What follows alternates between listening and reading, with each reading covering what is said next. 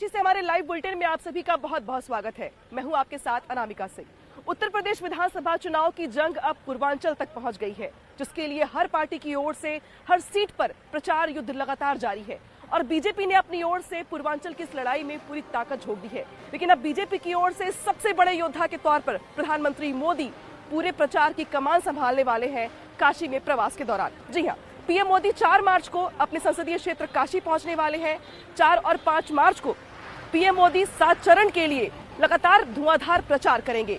4 मार्च को PM Modi road show करेंगे, तो वही 5 मार्च को खजूरी में एक जनसभा को संबोधित करेंगे। यानी कि प्रचार तो होगा काशी में, लेकिन संदेश इसका पूर्वांचल की 54 सीटों पर जाएगा, जिसको लेकर 7वें फेज में मतदान होना है 7 मार्च को। सबसे बड़ी बात यह है कि बीजेपी ये बात बखूबी जानती है कि पूर्वांचल की ये लड़ाई बीजेपी के लिए कितनी अहम है और समाजवादी पार्टी से मुकाबला कितना बड़ा है। और शायद यही वजह है कि आखिरी चरण में पीएम मोदी ने खुद अपने प्रचार की अगुवाई की है और इस अगुवाई के बाद वो चाहते ये है कि काशी की 8 सीटों के साथ साथ तमाम जिलों की वो सीटें जो पूर्वांचल में आती हैं उस पर सीधा असर हो और पार्टी को इसका फायदा हो। करेंगे इस पर आगे चर्चा। हमारे खास जो मेहमान हैं उनके साथ हमारे जो रिपोर्टर्स हैं वो अलग अलग जगहों पे से हमारे साथ जुड़ रहे हैं, काशी से हमारे साथ जुड़ रहे हैं अनूप गुप्ता, और कुछ देर में हमारे साथ राजीव भी जुड़ जाएंगे। सबसे पहले रुख करेंगे हम अनूप का, जो काशी में ही मौजूद है। अनूप, ये तो सभी जानते हैं कि पूर्वांचल की ये लड़ाई कितनी अहम है बीजेपी के लिए, खुद पीएम मोदी इसकी अगुवाई भी कर रहे हैं, लेकिन क्या तैयारियां चल रही हैं पीएम मोदी के रोड शो को ऐतिहासिक बनाने के लिए, कार्यकर्ताओं में जोश भरने के लिए?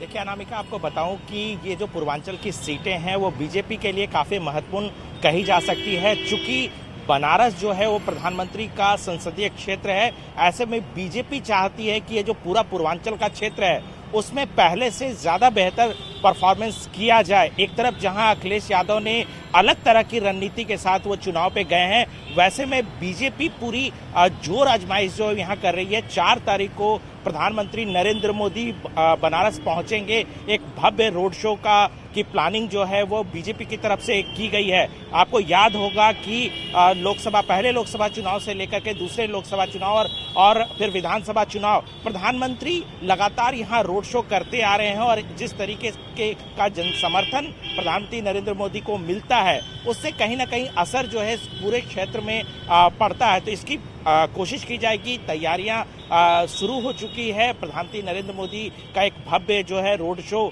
काशी में होगा और इसके लिए बीजेपी पूरी तरह से है। उसके अलावा एक पब्लिक मीटिंग भी है जो 5 तारीख को किया जाएगा। तो कुल मिलाकर के दूसरी तरफ की कई तमाम जो बीजेपी के जो केंद्रीय नेता हैं वो भी बनारस पहुंच रहे हैं। उनका भी जो है वो यहाँ पर पब्लिक मीटिंग और कई तरह के कार्यक्रम उनके तरफ से की जाएगी। जी बिल्कुल बिल्कुल, चलेंगे राजीव के पास। राजीव, देखिए जिस तरीके से बीजेपी की ओर से अपनी ओर से ताकत झोंकी जा रही है, समाजवादी पार्टी भी कहीं से पीछे नहीं है। पश्चिम बंगाल की मुख्यमंत्री ममता बनर्जी अखिलेश यादव को साथ देती दिखाई दे रही हैं और वो अखिलेश यादव के साथ मंच भी साझा करेंगी बनारस में। क्या इसका असर भी पड़ेगा? और बीजेपी ये बात बखूबी जानती है और शायद इसीलिए सबसे बड़े चेहरे के तौर पर पीएम मोदी को मैदान में उतार दिया गया है।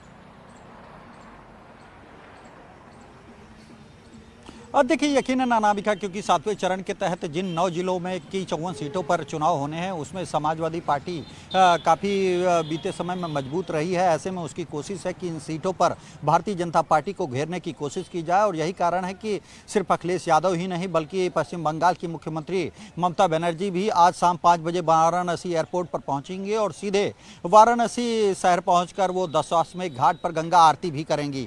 कल ममता बनर्जी एक जनसभा को संबोधित करेंगे और साथ ही साथ स्थानीय स्तर पर जो पार्टी के पदाधिकारी हैं उनसे भी बैठक करके समाजवादी पार्टी को मजबूत करने की एक रणनीति बनाएंगी। लेकिन सबसे बड़ी बात यह है कि क्योंकि खुद देश के प्रधानमंत्री नरेंद्र मोदी और जो कि काशी के सांसद भी हैं, उनका रोड शो 4 तारीख को 2 बजे से मलदैया से शुरू होकर बाबा विश्वनाथ मंदिर तक आएगा और खुद प्रधानमंत्री नरेंद्र मोदी करीब इस दौरान 6 किलोमीटर का लंबा रोड शो करके बाबा विश्वनाथ के दर्शन करेंगे। आपको याद होगा कि 2017 में भी 7वें चरण में जब वाराणसी में चुनाव था तो उससे पहले प्रधानमंत्री नरेंद्र मोदी ने एक भव्य रोड शो किया था, जिसका असर यह हुआ कि वाराणसी की सभी 8 सीटों पर कमल खिला था।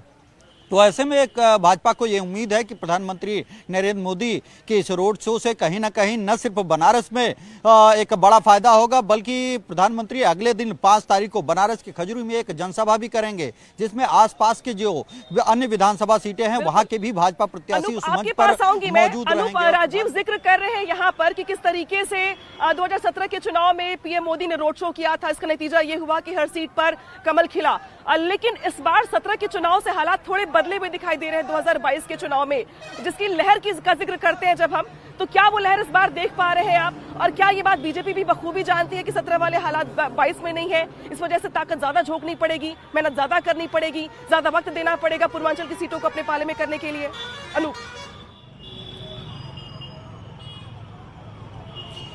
देखिए, अगर अनामिका अगर बीजेपी से अगर बात करें, जो बीजेपी के बड़े नेता हैं उनसे अगर बात करें, तो उनका कहना है कि पिछली बार से ज़्यादा अच्छा परफॉर्मेंस इस बार बीजेपी करने जा रही है। जाहिर सी बात है कि इस बार हर चरण पे जो है वो समाजवादी पार्टी और उनके जो गठबंधन है वो कड़ाई से टक्कर दे रहे हैं। तो ऐसे में हालात जरूर बदले हुए हैं, जो समीकरण है वो बदले हुए हैं। जिस तरीके से कई बड़े नेताओं ने बीजेपी का दामन छोड़ा और जाकर वो समाजवादी पार्टी गठबंधन में शामिल हो गए, तो समीकरण बदले हुए जरूर हैं।